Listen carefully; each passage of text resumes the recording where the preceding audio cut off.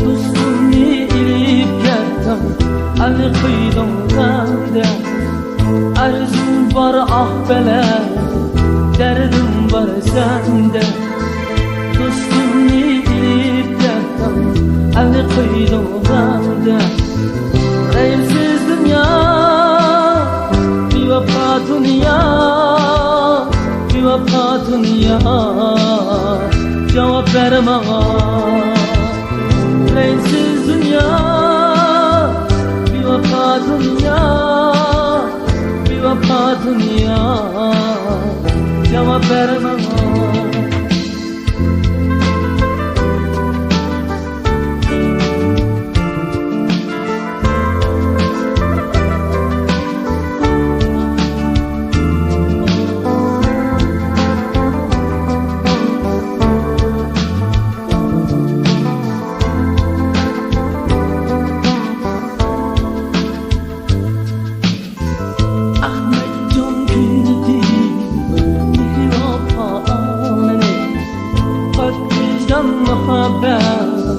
Gözügen mercanı Ahmet can küyledi Mehri vatanını Hak vicdan muhabbet Gözügen mercanı Nime üçün Gelip gettin bu Kışnava buldu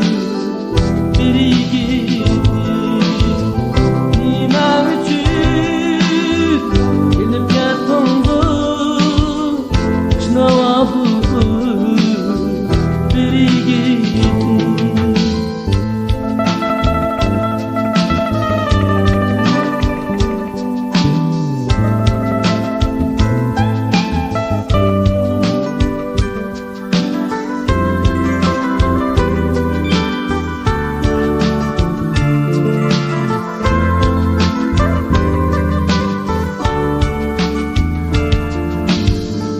Avazindin titredi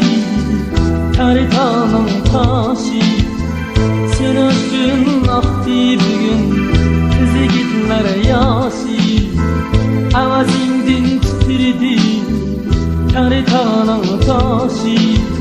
Sen üçün aktı bugün Kızı gitler yaşı Ağlarsan mı Hayvan akşam ne Derdo halimni, ahuzarımni Anlarsan mı, hayvan akşamni Derdo halimni, ahuzarımni Derdo halimni